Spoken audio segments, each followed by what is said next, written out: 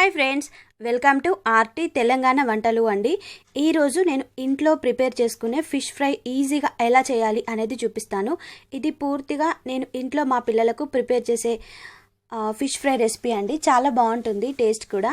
ఇంకా ఇవి వచ్చేసి బొచ్చు చేపలు అండి, బొచ్చులు అంటారు కదా అవి. వాటిని వచ్చేసి నేను 2-3 టైమ్స్ బాగా వాటర్లో వాష్ చేసి తర్వాత ఉప్పు వేసి కూడా 2-3 టైమ్స్ క్లీన్ చేస్తున్నాను.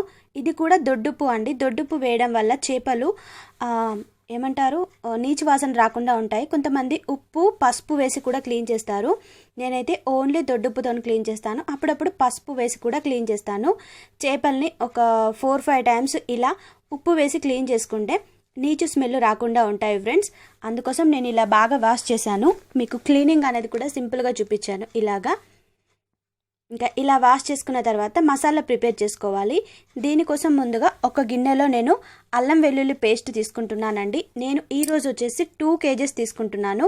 చేపలు వచ్చేసి ఈ 2 kgsకి 2 స్పూన్ల అల్లం ఎల్లిగడ్డ పేస్ట్ వేశాను. ఇది ఇంట్లో ప్రిపేర్ చేసింది అండి. ఇంకా తర్వాత ఇందులో 1 స్పూను జీలకర్ర పొడి. అల్లం ఎల్లిగడ్డ పేస్ట్ వేసుకోవడం వల్ల నీచు స్మెల్ రాకుండా ఉంటుంది. 1 స్పూను మిరియాల పొడి అండి. మెజర్మెంట్స్ కరెక్ట్గా చూడండి ఫ్రెండ్స్. ఇవి 2 kgs చేపలకి. తర్వాత ఇందులో 2 స్పూన్ల కారపొడి అండి. ఇంకొక స్పూన్ కూడా వేసాను, 3 స్పూన్లు. ఇది మరీ ఎక్కువ స్పైసీగా ఉండదు కారపొడి, అందుకే 3 స్పూన్లు వేసాను అండి. ఎర్రగా ఉంటుంది. ఇంకా తర్వాత 1 స్పూను సాల్ట్, ఎందుకంటే ఫిష్లో ఆల్రెడీ మనకు సాల్ట్ క్వాంటిటీ ఎక్కువగా ఉంటుంది కదా, అందుకే 1 స్పూన్ వేసాను. ఇంకా ధనియాల పొడి, ఇది వచ్చేసి పచ్చి ధనియాల పొడి అండి, 1.5 స్పూన్ వేసాను. తర్వాత లెమన్ వచ్చేసి మనం ఒక లెమన్ కంప్లీట్గా తీసుకోవాలి, ఇంకో లెమన్ కూడా హాఫ్ తీసుకోవాలి. నేను మొత్తం టోటల్గా 1.5 నిమ్మకాయలు తీసుకున్నాను, నిమ్మకాయ ముక్కలు ఇందులో పిండుకోవాలి. ఇలా రసం వచ్చేసి మీరు కావాలి అంటే ముందే పిండుకొని రెడీ చేసి పెట్టుకోవచ్చు. లెమన్ జ్యూస్ కూడా, లెమన్ జ్యూస్ వేయడం వల్ల కూడా టేస్టీగా ఉంటుంది అండి ఫిష్ ఫ్రై రెసిపీ వచ్చేసి. ఇది సింపుల్గా మనం ఇంట్లో ప్రిపేర్ చేసుకునే ఫిష్ ఫ్రై రెసిపీ అండి. మనకు హోటల్ స్టైల్, రెస్టారెంట్ స్టైల్ ఎలా ప్రిపేర్ చేస్తారు అనేది మీకు నేను మళ్ళీ షేర్ చేస్తాను. అందులో కొంచెం డిఫరెంట్ ఇంగ్రీడియంట్స్ కూడా యాడ్ చేస్తారు కదా మనకు హోటల్లో వచ్చేసి, అది మీకు త్వరలోనే నేను షేర్ చేస్తాను. తర్వాత 1 స్పూన్ ఆయిల్ వేసి ఈ మనం వేసిన మసాలాలన్నీ కూడా కలిసేలాగా బాగా కలుపుకోవాలి అండి. ఇలా ఫస్టే మనం మసాలా ప్రిపేర్ చేసుకున్నాం అనుకోండి, ఫిష్కు పట్టించడం చాలా ఈజీ అయిపోతుంది. తర్వాత ఇందులో 1 స్పూన్ పసుపు వేసుకోండి ఫ్రెండ్స్. నేను పసుపు వేయడం మర్చిపోయాను, మసాలా కలిపిన తర్వాత గుర్తొచ్చింది, అందుకే మళ్ళీ వేశాను. ఇంకా ఇలా పసుపు వేసి కూడా మొత్తం బాగా మిక్స్ అయ్యేలాగా కలుపుకోవాలి. ఇలా కలుపుకున్న తర్వాత ఇప్పుడు ఫిష్ ముక్కలకి పట్టించుకోవాలి అండి. ఫిష్ను మంచిగా ఇలా క్లీన్ చేసుకోండి ఫ్రెండ్స్. ఇంకా అప్పుడు మనకు స్మెల్ వచ్చినట్టు ఏమీ ఉండదు, బాగుంటుంది. ఇంకా ఫిష్ ముక్కలకి ముందు సైడు తర్వాత వెనకాల సైడు 2 పక్కల మనం రెడీ చేసి పెట్టుకున్న ఈ మసాలాని పట్టించుకోవాలి. అలాగే మధ్యలో మనకు స్పేస్ కనిపిస్తుంది కదా, అక్కడ కూడా పట్టించుకుంటే ఉప్పు కారం అనేది ఫిష్కి బాగా పడుతుంది అండి. ఇలా ఒక సైడు పట్టించిన తర్వాత ఇంకో సైడు కూడా ఇలా పట్టిస్తూ ఉన్నాను నేను ప్రిపేర్ చేసుకున్న మసాలా. ఇలా మసాలా పట్టించుకొని 2-3 అవర్స్ ఈ ఫిష్ ముక్కలకి రెస్ట్ ఇవ్వాలి అండి. అలా కాకుండా మీరు వెంటనే కూడా ఫ్రై చేసుకోవచ్చు ½ an hourలో. ఇంకా ఒక రోజంతా కూడా మీరు కావాలి అంటే ఫ్రిడ్జ్లో కూడా స్టోర్ చేసుకోవచ్చు. చాలా బాగా ఉప్పు కారం మసాలా అంతా కూడా ఫిష్ ముక్కలకి బాగా పడుతుంది. చూసారు కదా, నేను దాదాపు 2 kgs ఫిష్ ముక్కలు వచ్చేసి ఇలా మసాలా కలిపి రెడీ చేసి పెట్టుకున్నాను. వీటికి 2 hours 3 hours రెస్ట్ ఇస్తానండి. ఇంకా వెంటనే కూడా ఫ్రై చేసుకోవచ్చు.